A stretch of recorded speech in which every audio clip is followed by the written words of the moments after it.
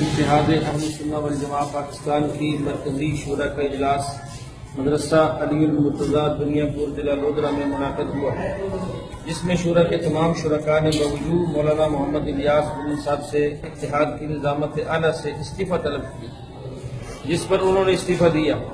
شورا نے استعفیٰ قبول کرتے ہوئے اتحاد کے آئندہ کے راہ عمل کے لیے 22 فروری 2014 کو شورا کا اجلاس طلب کیا، جبکہ اس سے پہلے ہی 7 فروری کو مولانا محمد الیاس بن صاحب نے اتحاد کے رکنی سے بھی استعفیٰ دے دیا۔ حسب پروگرام 22 فروری 2014 کو اتحاد کی مرکزی شورا کا اجلاس منعقد ہوا،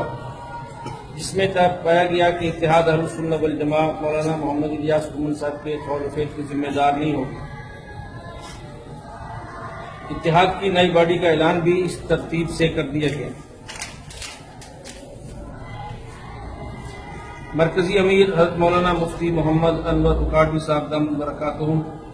مرکزی نائب امیر حضرت مولانا فضل الرحمان صاحب دھرمکوٹی، مرکزی نائب امیر دوم حضرت مولانا منیر احمد منور صاحب، مرکزی ناظم اعلیٰ حضرت مولانا مفتی شاہد مسعود صاحب، مرکزی نائب ناظم اعلیٰ حضرت مولانا عبدالشکور حقانی صاحب،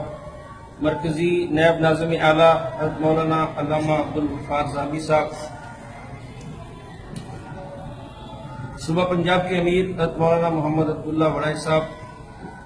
صوبہ پنجاب کے نائب امیر حضرت مولانا شفیق الرحمان صاحب،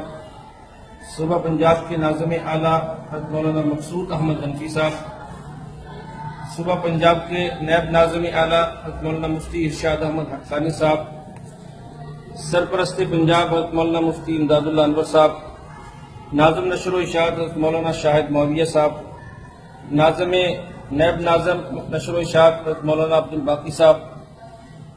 ناظم مالیات مرکزی ناظم مالیات حضرت مولانا عبد الغنی طارق صاحب، جماعت کے سرپرست اعلیٰ حضرت مولانا نور محمد توفی صاحب، نائب سرپرست اعلیٰ حضرت مولانا سید اسود اللہ شاہ صاحب ہوں گے۔ جزاک اللہ۔